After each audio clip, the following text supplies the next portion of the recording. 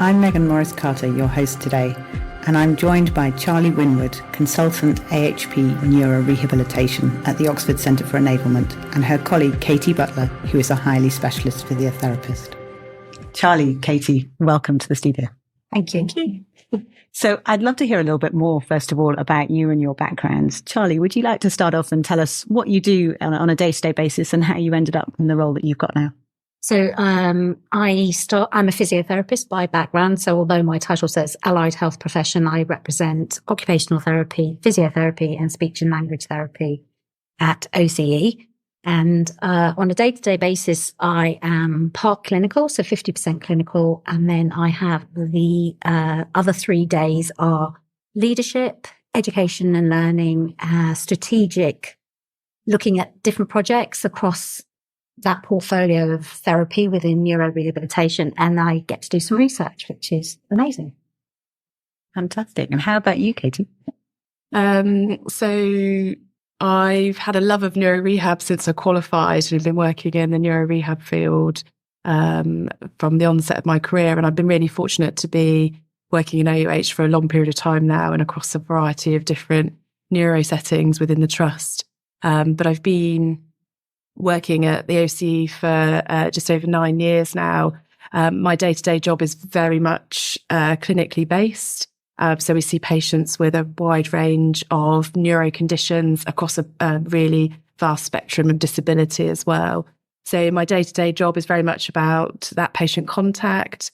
But working within a team, there's a role that we have in supervision and education and support of the team around us to provide the best patient care, as well as looking at those kind of quality improvement projects and innovations that really help to develop our team and service around us as well. And we work really closely with Charlie in her role around those kind of research links and system working. So really starting to think about the patients across their whole journey of their neurorehab as well. Can you tell us a bit more about neurorehab and what that means? That's a really interesting question, isn't it? I think it will mean lots of things, different things to different people. So we see people that are in different parts of their rehab journey. So those people that have just had their neurological insult, so maybe a stroke, and they're still at those early stages of enhancing their quality of life, getting some of their movement back, figuring out what they're going to do next.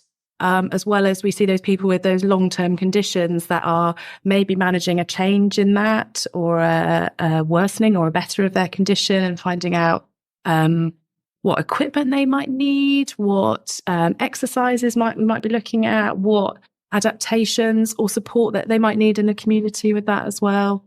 It's a vast spectrum of different things depending on what the patient's goals are, I guess, at that moment in time. And it is a part of that word, that journey, I suppose, is what people would say. So it doesn't have a beginning, a middle and an end, I think is what's really important. So we can, as Katie said, see anybody at any stage of any stage of their disease process. But the rehabilitation focus is around enabling somebody to be able to do something that they want to do. So it's not about us saying, well, we think you should be able to do this. It's about people coming to us and saying, I want to be able to walk to the park with my children. I want to be able to climb stairs, or I want to be able to feed myself. So there's a whole range of activities of daily living, we call them. So anybody wanting any kind of help, from getting out of bed to cleaning your teeth to going to work, or to be able to think better or speak better. So that real person-centered approach to rehabilitation at any point. So anybody can come 20 years down the line or one day down the line. And I think I've had a real shift in focus over the last few years with my practice around the leisure and pleasure activities that people have and the levels of enjoyment that people have following neuro insult as well. So I think we disregard those things in everyday life, all of us. Actually, we don't do enough things that we enjoy. And I think it's definitely started to put a bit more focus on actually what things do you like doing. It's not just about getting washed and dressed or washing up or loading the dishwasher. It's actually about how you engage with your family, with your community, with your work life and all those side of things as well. Yeah, living life well is to the best of your ability is perhaps the biggest focus. It's not about just looking at, I think sometimes as physiotherapists, we tend to look at what your joint does, what your muscle power is, what's the minutiae. But that's just a building block or a Lego block to something much, much more rounded in terms of enabling people. I think it's a very personal journey, isn't it? Very. Right. Everybody's individual. Everybody is individual, and it's unique. If you want to wear gold hot pants and high-heeled shoes and go down the Cowley Road, you can. And if that's what you want to do, then we should enable that. There is no tick box for neurorehab. So there are skills and technical things that we can learn, but you have to have critical thinking skills as a therapist to go alongside that, so that you really understand what your patient is after at that moment in time from you or the service or anyone else around you, and what they actually want and need. Definitely. And even if they don't know, it's sometimes exploratory. It's quite a strong question, isn't it? An opening question. So what do you want to do?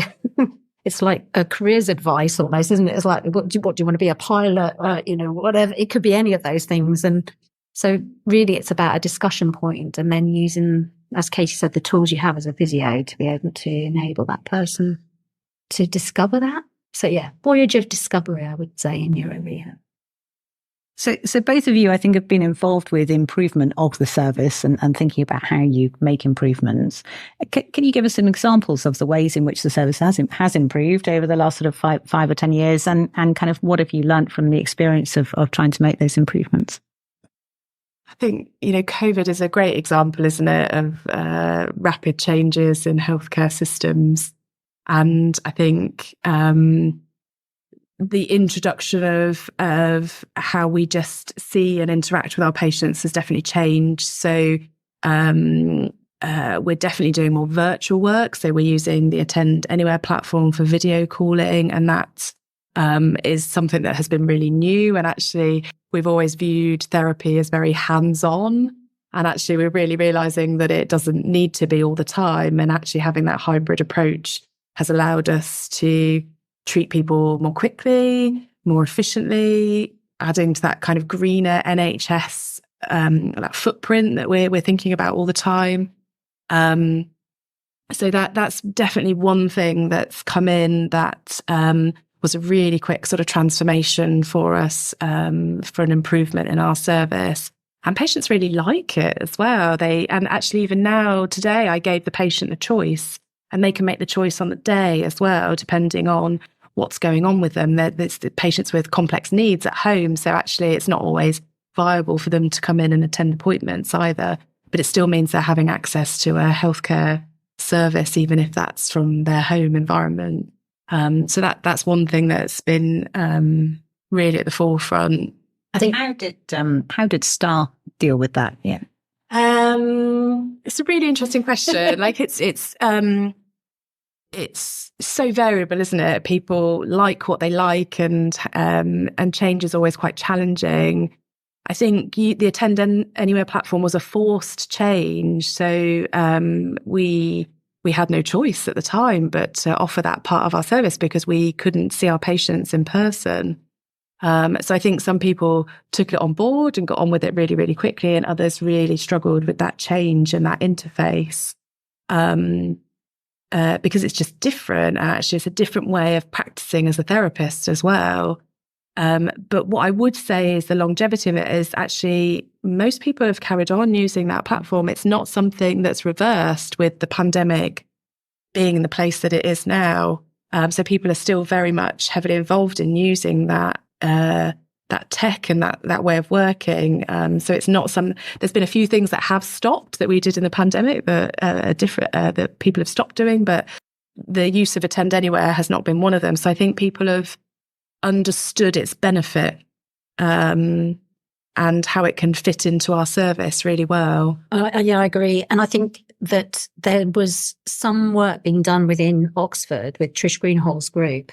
And we had started to look at manuals and look at what video consultation could look at, in terms of what we perceived it could be. And as Katie said, because it was a forced choice, you just got on with it. There is still some anxiety amongst staff about learning how to use something that's digital. And that tested people's digital know-how or digital literacy. People were afraid that they might get something wrong. The patients less so, actually. The patients were, this is all that you've got on offer for me. But that contact, the social contact, even of a video consultation in that time and even now extends, manifold. It's a beautiful kind of symbiotic relationship between something that's therapeutic, hands-on. And I suppose in a way, you can't put your hands on a patient, can you? So you have to look at different ways. And that is what the patient's living with day to day. Anyway, if they're not got a therapist standing in front of them, facilitating any kind of movement or enabling them to do something. And you'll often get the same, I can do this in physio at the session when I come to you, but I can't do it at home. And you're kind of exploring different environments, different worlds for patients, but being able to use Attend Anywhere to extend to somebody's house or home with their family carers around and support it in that virtual way has been amazing. And the digital stuff still comes up, I think, doesn't it? People still go, I'm not sure how to. What do I do? But those are step-by-step learning tools that we can help people with. And actually, there's nothing better than trying it out, is there? And learning by default using, And a platform like Attend Anywhere is so simple and straightforward to use that actually, even if it's new to somebody, it has its teething problems that we shared and worked out, but it was something that was really easy to interface with. And I think that definitely makes the difference. And I think that kind of improvement in our service, with our neurorehab, we're very much aiming for self-management, self-efficacy with our patients because they have long-term conditions when you have a neurological condition. So actually, it's another interface that just allows this is not the right word, that weaning off process of having a therapist involved in your care. So it just provides that little bit of distance. But as Charlie was saying, that support and that visual that you can still have with a patient as well, that's just so beneficial rather than the phone calls that we would do previously. And in terms of other innovation, that extends itself out into where the tech world has come to us. And, we have some digital solutions, gamification devices. So we've been able to lend product to patients to take home. And then they've not just the only place they've previously been able to use it has been within a 4-wall brick building.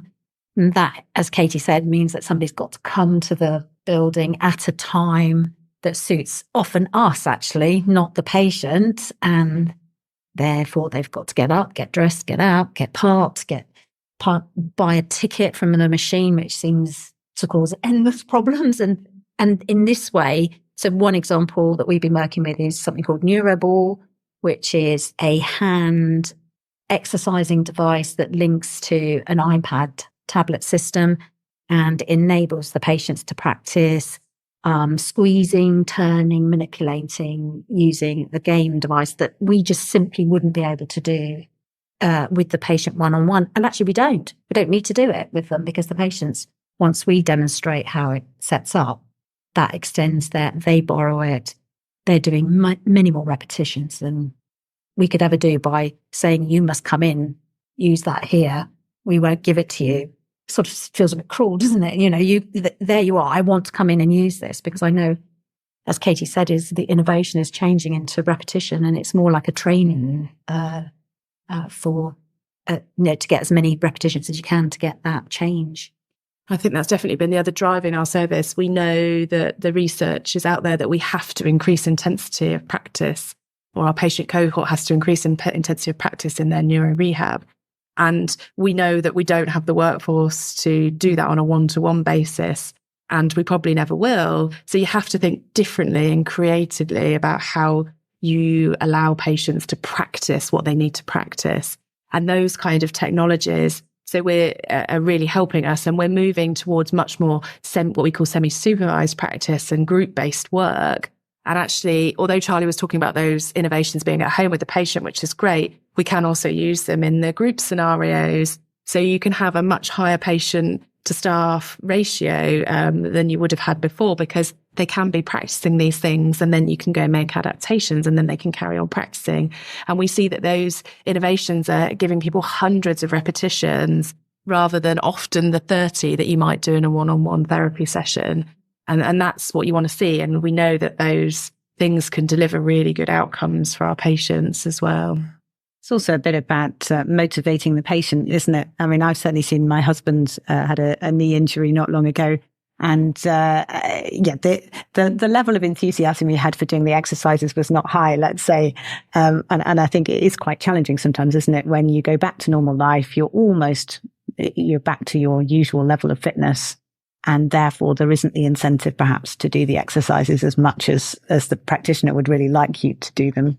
Yeah, we do know, and everybody knows that it's a bit like brushing your teeth. You should do it twice a day. And so that's you need to look after, but that whole looking after, when it becomes that you have to do it, as in the patient has to do it, it becomes really hard. And as you say, when you're nearly there, you think, oh, I don't need to do it as often. But actually, we know that for some patients, that trade-off of 10% of muscle power or 5% can make the difference between walking to a bus stop to get to work or being able to get out of bed and do something. And that's kind of where we need to reframe it as clinicians to inspire people to be able to do that, because it does make such a difference to people. But yeah, it is hard. It's never easy. So any which way that we can do that is going to be fun and inclusive is a great thing, I think. Yeah.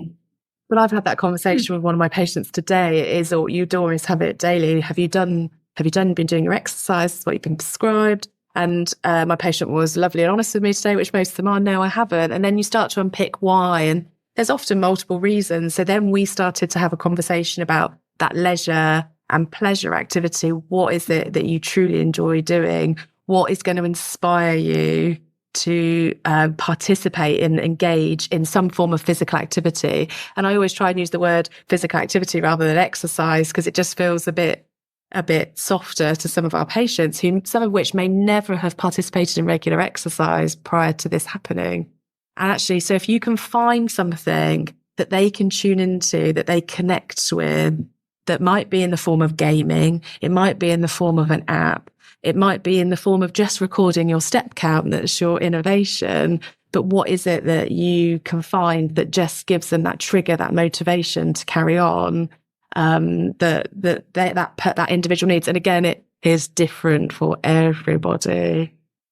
So what do you think is the future of physiotherapy in a sense? Such a good question. The physio by its very nature is a hands-on. I mean, it's one of the, I can't think what's on our badge. I should know what it is, but, the hands are central in our society badge. And so I don't think that, you hear about all of AI coming in and we're going to all be replaced. But actually I think medical practitioners and teachers are going to be the ones that are less likely to be replaced. So we're not going to lose our jobs yet, Katie. But there is that hands-on bit that still needs to be there. But I think as clinicians and as senior clinicians, we need to acknowledge that we need to move with a digital interface as well. And I don't think that's taught very well in higher education yet, because it's around models of traditional hands-on or electrotherapy type work. So I think that there will be a blend. I think that we are going to get into this hybrid state where the pet population is getting older. I don't know the statistics, but we know about the NHS long-term plan. We're going to have patients that are a lot more older, needing a lot more resource from us.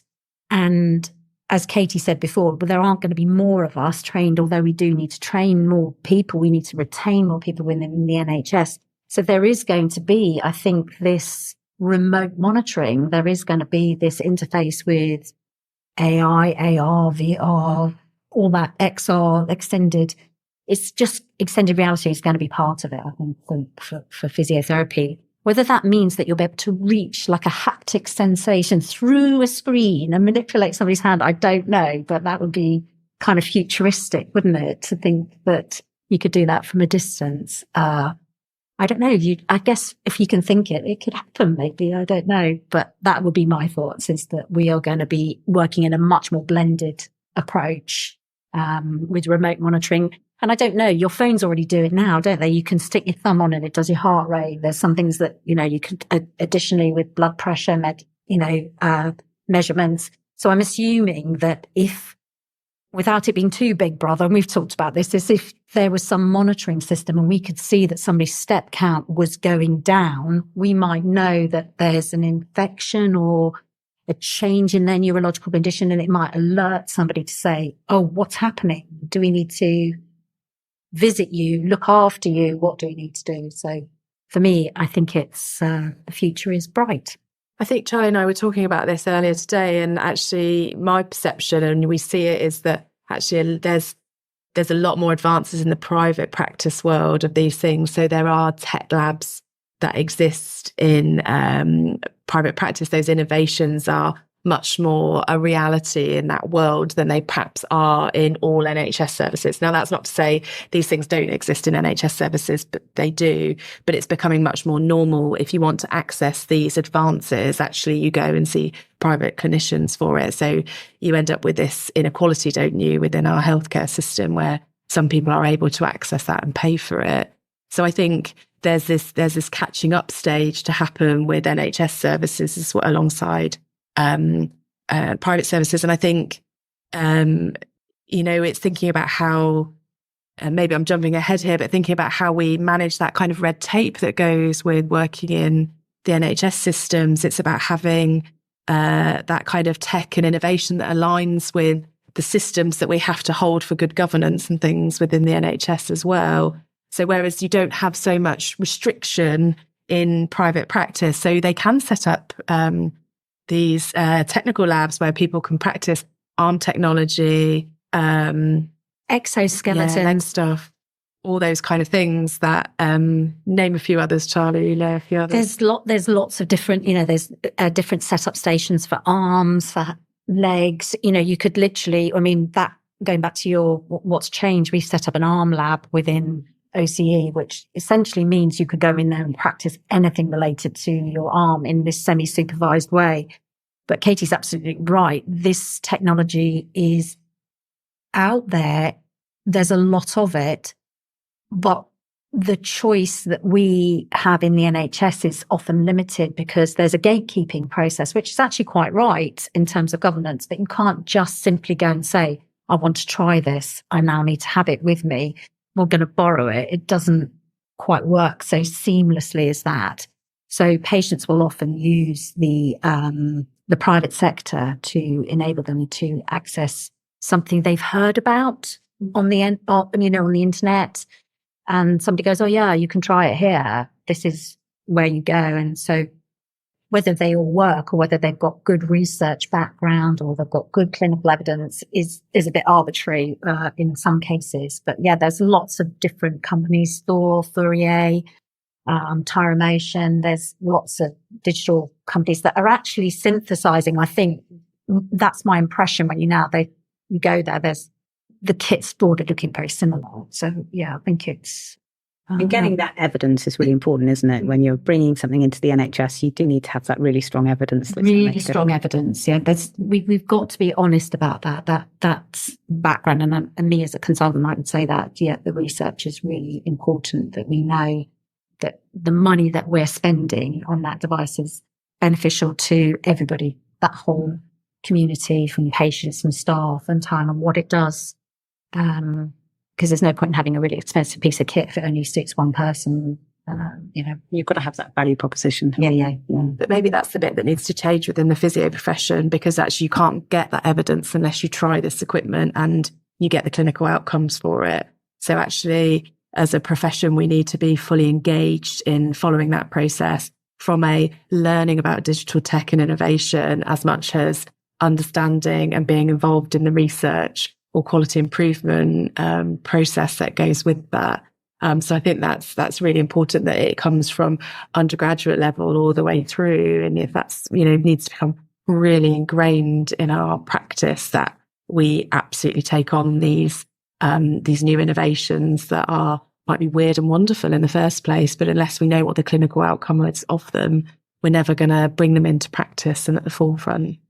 And they also, the value is that, bioengineers, clinical scientists, and any researcher, they'll come with fantastic ideas, but it will be that relationship with a clinician that will translate it to a more usable product or a wearable product. And I think sometimes I don't know, maybe we aren't nervous, but I think sometimes when somebody presents an idea that's perhaps just, outside of your field of knowledge when you've trained, do you know what I mean? I don't know if as you get older, I don't think you do. Maybe I'm being a bit, I don't think you narrow your focus. I think you get more critical. No, you need to keep that breadth, don't you? And keep exploring this energy that could be around somebody who has an idea. But as you said, it needs to be, in tandem with the science, and the science is really important to us as well. I think I suppose that's where physiotherapy comes, that art science. It's what is it, which part? And I think it's got a beautiful meld of that. Yeah. It is really interesting, isn't it, to think about how you get people to think outside of what they've been trained to do and kind of the to-do list that they have. And I think that's particularly true in the NHS because everyone has so much to do that it can be very difficult to do those nice to have projects that perhaps seem to be not essential and therefore not on the to-do list necessarily. Yeah. I think the other challenge that we found when looking at physio innovations that we brought in from Europe is that the landscape is quite different in the NHS. So in some countries in Europe, you get far more physio sessions funded. There's a greater level of funding for that rehabilitation post either a procedure or an incident.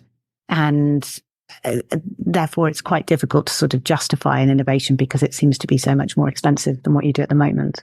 I don't know if you've got views on whether that's actually the case and how that could be changed.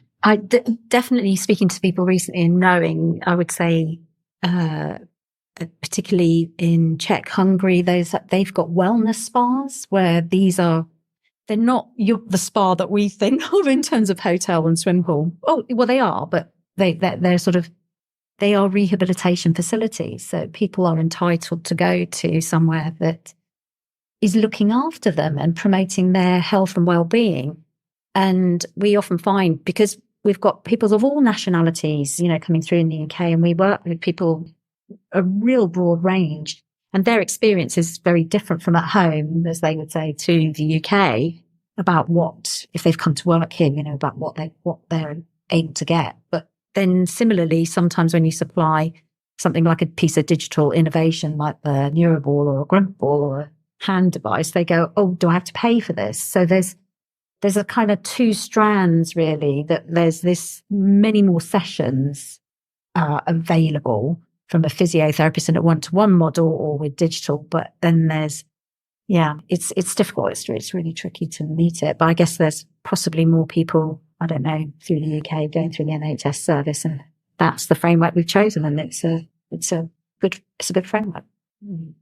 There's a massive drive at the moment for rehabilitation across all specialities as well. So I don't know if we've just suddenly woken up to the fact that we can make people better and the acute stage is great, but actually it is all of a sudden about the quality of life that comes after it. And I feel like we almost need to get on the bandwagon and champion that at this moment in time. And because, I agree. I think the rehabilitation side has always been the kind of forgotten part at the end when the patient is well enough to be living their life again. Actually, they need that support and community around them to enable them to do that. So there's lots of those government initiatives. Our professional body has been championing rehabilitation now for a few years, and it's very much part of some of those government initiatives. But you've got to fund that, haven't you? And I don't necessarily always think you need more staff. I think you do need to think differently, and it is investing in these technologies and innovations that actually, yes, they might seem expensive when we first ask the question, but actually in the scheme of things, and if you can prove their worth and clinical outcome, then they're a lot cheaper than employing a member of staff for 10 years to do that job as well. So it is just about thinking really differently about it. But I think, yes, we are behind in rehab, and I think this is the time to catch up. And I think it is at the forefront of agendas at this moment in time, both from a high government level point of view and from an AHP point of view as well. I don't think it is just physios championing that work. I think it comes from all AHPs. Community Rehab Alliance, that's a really strong voice, and it's coming through. It is. That's a really good point, Katie. Actually, I agree that sometimes rehabilitation is the forgotten part, isn't it? Because you're not in an emergency situation, but you're not in an emergency situation that requires lots of medical intervention. But actually, you are in an emergency situation, and if that's your life and you can't access what you would like to do for leisure and pleasure, or even family or work, then it's tantamount to being quite critical to everybody. I think that economic case is really important, actually. And it strikes me that actually rehabilitation is a little bit like preventative medicine in this respect, in that actually investing in it can mean that patient then doesn't have complications, doesn't come back into the service, doesn't have another acute episode, potentially can contribute economically by going back to work or support other members of their family. There's lots of knock-on benefits. But sometimes it can be quite difficult to articulate those in the business case for the innovation that you're trying to put forward. Yeah, because everybody's unique, aren't they, as well? And that it's not a one size fits all. Yeah. And it's a risk, isn't it? It's so you've got to have somebody that's prepared to take that risk and invest, because it's going to take time to reap the benefit of that investment. There's never going to be an instant fix with this, whether you consider frailty, neuro rehab, cardiac rehab, whatever it is. It's not going to be this instantaneous fix if you put in a piece of equipment or innovation. It is going to take time for the longevity of that. But I really believe that there is longevity in these things. And actually, all the things you just said, Megan, it is about preventative medicine.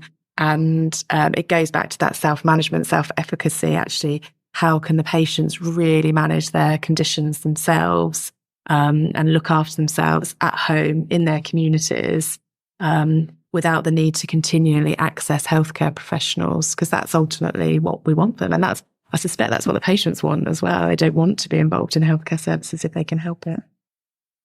So if you were inventing something right now, which I'm sure you are, then what would be the features of that? For me, it is about digital. Yeah, there's definitely, I don't know what it is. I probably can't really say it out because I don't know exactly what it is, but I think it's that constant exploring it. And I think it is around what Katie said. There's something that we would be developing. We know there's robots out there for arms. We know there's robots for walking. They're not everywhere. They're expensive. So is it about scaling that to the point whereby everybody has access to it? For me, there's something about that preventative bit you talked about in terms of cognition and dementia. And, if you've got good brain health, you are going to be more alert and more able to think, speak, and act in for your own self. And so I think that from a physio point of view, it may be that it sort of sits somewhere in this multidisciplinary team. And so for innovation for me, if it was really purely what I'd want to be able to do, I'd want some sort of haptic device that I can do something to enable me to reach. I mean, Oxfordshire's an interesting county, as you know. I mean, Banbury is still quite a long way for people to travel, and we don't, we can't transport. I don't have the flying ability. Maybe that's what I want to do. I want to be able to fly really instantaneously. The flying physio, maybe that's what we're going to call ourselves. Develop some sort of helipad for physios. But yeah, I think there's something about, there is still for me as a therapist, as a physio, there's still something about touch. So if we could innovate touch to a digital world that enabled somebody to be better, quicker, faster, speedier in that day, that's probably what I would go with. I'm probably thinking far too outside the box with this, but I think I'm probably doing myself out of a job. So much of what we do is of a coaching role with our patients. It's very much getting them to understand where they are in their rehab space and how they crack on with the practice and the things that they need to do. But a lot of people need support to do that. And it's about that self-management, self-efficacy again. So if there was some sort of technology that could support that, I think that would be great. There's, we've got self-help books, there's things that people can read, those kind of things. But this is about actually how do you get people to engage in a day-to-day basis in these things, and what could that look like? What could that be? And thinking more outside the box than just having an app that reminds you. Actually, are there affirmations that could be around your house? I don't know. That comes in some sort of more digital technology that's a bit more motivational than perhaps people having to read and those kind of things. I might be doing myself out of job there, because I think those probably are the skills that we do need to perhaps still do in person. But I think some people would still respond to some digital tech around that. I think there's all these robotics, they all exist. They're all there for what we would call that impairment-based stuff, those physical problems. And I think they're coming and they're just going to keep developing. So I think it's time to think outside the box of actually, what is it that stops people participating in physical activity? And is it that they can't do it physically, which is often not true? It's actually, there's lots of other factors that go alongside it. So thinking a bit more outside the box for people, I think would be great. I don't know what form that looks like. Fantastic. So haptic feedback and coaching and motivation between the two, then perhaps we'll get somewhere. Something like that, some sort of mind-body interface. Maybe we're talking a bit too broad, but yeah, I think those are the types of things that you wish you had instant access to at the time. Yeah. But, I like, it feels like it's way in the future, but maybe it's like, I like the idea of flying physio, but actually, how can you get equipment to somebody's house instantaneously that then you can interface on a video platform? How can you deliver that kind of stuff that you need? How can you get a walking aid there? How can you get an exercise band there? Is there something out there that will enable us to do that really quickly, so that you can actually have a really proactive therapy session within that space of time that's been allocated as well. Interestingly, we've been talking about drone delivery for medications recently, which is, partly the same sort of issue, in the sense that sometimes you can get the clinician there and then they don't have the exact medication they need because they needed to see the patient before they could actually prescribe. Or similarly, perhaps the patient needs some equipment that you'd like to be able to provide to them, but you're somewhere else. And so I think it's a similar sort of challenge, isn't it? I'm too heavy for a drone, unfortunately. Yeah, we might have to wait a while for the super flying physio. Yeah. But you see the robots going around Milton Keynes, so, can they have bits and pieces in them that are healthcare pieces of equipment? It could be doable. I think that's a fantastic place to close this, is with a vision of Charlie standing on one leg on a robot, attempting to get to her patients. Thank you, Charlie and Katie. It's been fantastic to have you, and some great ideas that you've got for the future. Thank you. Thank you. You've just been listening to Charlie Winward and Katie Butler of the Oxford Centre for Enablement. They both have a background in physiotherapy and talked about their approaches to neurorehab and how this can be enabled by technology. I hope you enjoyed this latest in our series on opportunities for innovation on the front line of health and care. If this episode sparked some ideas, or you'd like to know more about TheHill and the work that we do, please reach out to the team on connect@thehilloxford.org. Visit our website, www.thehilloxford.org, or connect with myself or the Hill page on LinkedIn.